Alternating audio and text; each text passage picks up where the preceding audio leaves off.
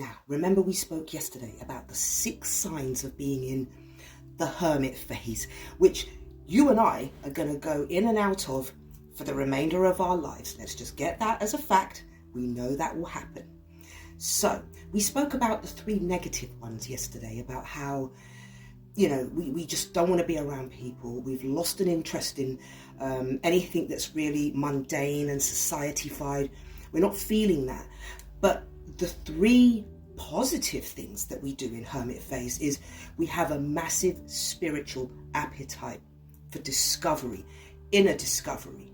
We have a purpose, for a desire for a purpose in life. We know we're on that purpose. We are discovering that purpose and finding each other.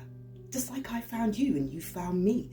Doesn't it feel more, the anxiety just releases a little bit when you find others that can affiliate, not because we've just seen it out there, but through experiences, your unique experience, my unique experience. And we just unequivocally know. And so here we are with a huge spiritual appetite. And now to have that appetite, to want to be able to absorb and eat all of that, then we can't be around others that will block. They'll block that information. They will block that connection coming because they're negative, they're disruptive. And we are feeling that. So what do? We do what's the smartest move. Retreat. And then we heal. We just find and replenish ourselves. But we can't do that when we're around others. Now, some of you might be in conflict and loggerheads where you just know you want to go off, but you're pulling back. No, go. Yet inevitably, you're going to go. It's just the last remnants of the in and are in. So you're about to have that pinnacle moment where you just release yourself because you cannot contain it. It cannot remain suppressed anymore. Hermit phase tells us this. It tells us, listen, you're a chosen one. You're a light being. You're on your journey. End of.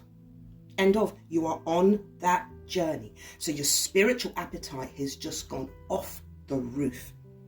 Spiritual seeker. You're also looking for others with information, stories, experiences. So then what we do is we can make comparisons. We can share our ideas, share our experiences. We can reflect, we can summarize. It's beautiful. And that is what your soul is aching and yearning for. And there is no more repressing it. Don't be afraid, my sweethearts, for those who are realizing that they cannot stop this journey. It is inevitable, my sweetheart. Trust it. Trust yourself, most importantly. Trust your feelings and know that what you're feeling, a life will pan out for that. It's not going to make a fool out of you. It won't. That's what society does. Society will lead you down the garden path, make you spend 30, 40 years investing in a trend that now doesn't exist. And now what happens is that you are going to spend another good 10 years of your life trying to rebuild the confusion. So for those of us who are on this spiritual journey, our spiritual awakening, we just know it's how we're meant to live since childhood. We are in hermit phase because we are only seeking spiritual food for thought. That's what we're looking for. And if it doesn't exist in certain areas, then we simply just close that down because it's becoming to a level where you won't even be able to function amongst those people because it's low vibrational. It's like maybe trying to use a plug socket from Europe than what the Americans have. 2 different sockets. It's not going to fuse. It's just wrong. That plug doesn't go in that socket. It won't work. So we retreat, we remove ourselves. I've had so many people get in touch with me to say the only thing they can do now is to remove themselves because when they try to actually interact, it's actually backfiring. And they are being looked at as the troublemakers. So all the toxic people are now well and truly into their toxified soup. And if you think you can add a little bit of ingredients into that, it will just get annihilated. It won't get noticed. It won't get seen. They need to be left to do what they're doing now. It's over. They've gone too far. You can't help them. You can't help them. What you can do is lead by example. What you can do is be on your journey. Because as I said before, you are going to be there for others. You are going to be a leader. When all the others are trying to get out of the swamp and they're realizing that they trusted and believed in the wrong things, they will come to you and they will be asking you, oh my God, how did you do it? When you were going against adversity, when you were going upstream and everyone's going downstream. Yeah, we were taking the hard life and we were just dealing with it. You see, we didn't look to go around the corners or try to avoid. We're not avoidance. We are not avoiders. We face it head on. And for those who are not wanting to face it head on, they're all in that toxic suit right now. And they're about to find out that it's not going anywhere good for them. Okay? So people like you and I who are brave and we have courage and we take what it is, what's dished out, and we learn about ourselves and we go through the motions and we deal with ego and we deal with all of it, they will be coming to us. Because they will be in such despair. You'll see it in their eyes. They won't know what to do, which direction to go, because they are lost. They believed in society wholeheartedly. Like a bit of a bit stupid, love. You should have had a safety net. You don't go blindly into that. But people do. People do. So we are looking at being in hermit stage for a very, very, very important reason.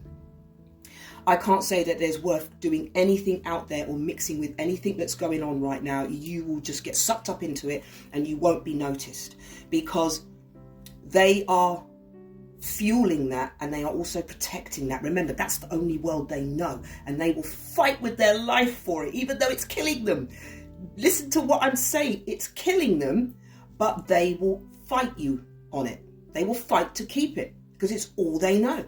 Hence going back to what it means to be in an abusive relationship, but just on a bigger scale. That's all this is. That's all this is. And so they're in denial.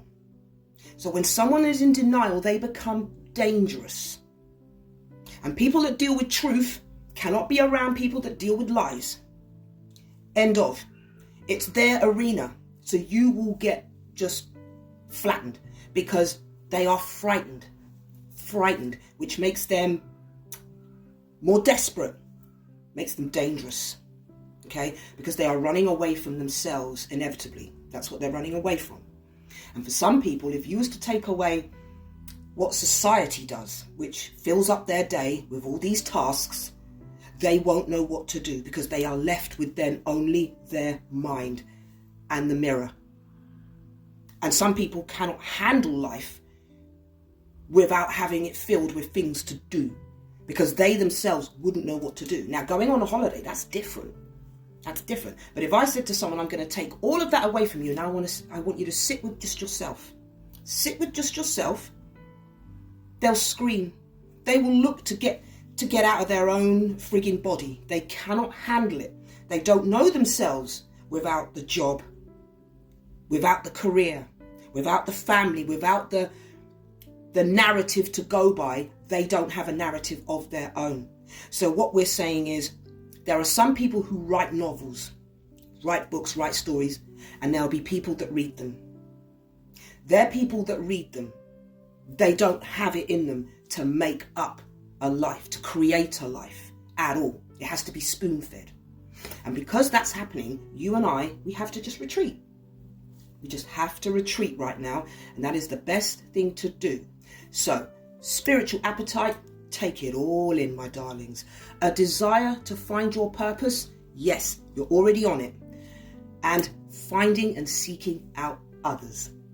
Awesome. I hope this has helped, my darlings. If you find my content useful, helpful, insightful, please do like and follow. And for those of you that already do, you know what I'm going to say. You're lovely. You're gorgeous. Thank you for taking the time out to listen to me. I'm always going to appreciate love you. And on that note, my sweethearts, have a safe weekend. And as always, love.